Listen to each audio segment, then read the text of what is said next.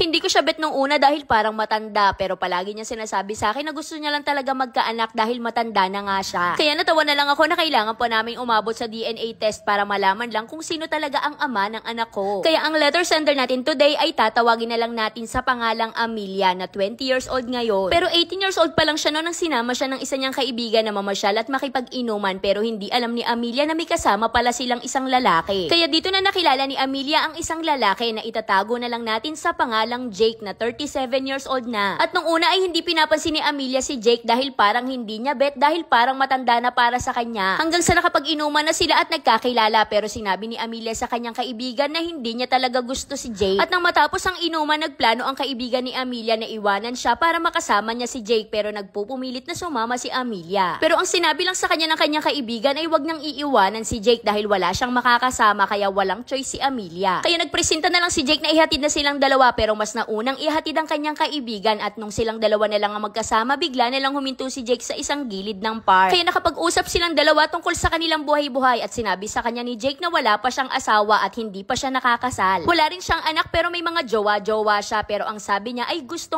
niya na magkaanak dahil tumatanda na siya. Kaya sumagot na lang ng oo si Amelia at sinabi niya kay Jake na ihatid na lang siya sa kanilang bahay, at hinatid naman siya. Pero kinabukasan lang ng gabi, biglang dumating sa bahay nila Amelia ang dalawa niyang kaibigan at sinabing tara na dahil may naghihintay sa'yo. Napatanong na lang si Amelia kung sino dahil wala siyang cellphone noong mga panahon na yon, pero ang sabi ng mga kaibigan niya ay wag ka na lang maingay. Kaya sumama na lang si Amelia sa kanyang mga kaibigan, pero pagdating nila sa isang lugar, nakita niya na si Jake pala ang naghihintay sa kanya. Kaya kumain lang muna silang lahat at medyo nagkainuman, kaya nag-usap-usap sila tungkol sa mga buhay nila. Hanggang sa parang naging palagay na ang loob niya kay Jake, kaya pagkalipas lang ng ilang araw ay sinundo na naman siya sa bahay nila para mag-umagahan sa loob ng sasakyan. Hanggang sa umabot ng 3 buwan na palaging ganun ang ginagawa ni Jake, na palagi silang kumakain sa loob ng sasakyan hanggang sa abuti na sila ng gabi. Kaya naging masaya si Amelia nung una at naging magkarelasyon na sila ni Jake hanggang sa nalaman niya na buntis na pala siya. Pero simula noong nagbuntis na si Amelia, sobrang daming issue ang lumabas tungkol sa kanilang dalawa ni Jake dahil sobrang dami niyang babae. At hindi naman daw talaga makakabuntis si Jake dahil sa dinami-dami ng babae niya ay wala naman siyang nabuntis kahit isa. At meron pang lumabas na isang chismis na meron pala talagang ka-live-in partner si Jake na 17 years na silang nagsasama pero wala rin silang anak. Kaya noong nalaman itong lahat ni Amelia ay parang gumuho na lang ang mundo niya sa sobrang sakit, pero nangako naman sa kanya si Jake na hindi siya iiwanan. Kaya pinili pa rin ni Amelia na magtiwala at magtiis sa lahat ng kasinungalingan sa kanya ni Jake. Pero parang nag-iba na ang panahon dahil nahati na ang oras sa kanya ni Jake, kaya puro iyak at sama ng loob na lang ang tiniis niya hanggang sa makapanganak na siya. Buong akala kasi ni Amelia na iiwanan na ni Jake ang kanyang 17